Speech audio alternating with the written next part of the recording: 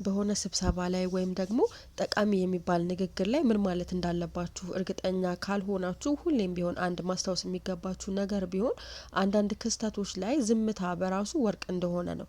እናንተ በሚሰማችሁ ነገር ላይ እርግጠኛ ያለመሆን ስሜት ወይም ደግሞ ቀጣይ ምን ማድረግ እንዳለባችሁ ጠንቀቃችሁ የማታውቁ ከሆነ በዚህ ሁኔታ ላይ የእናንተ ዝምታን መምረጥ በቂ ጊዜ እንድታገኙ እንዲሁም ቀጣይ ማድረግ ያለባችሁ ነገር ላይ ለማሰቢያ የሚሆናችሁ በቂ ጊዜ እንዲኖራችሁ የሚያግዛችሁ ይሆናል።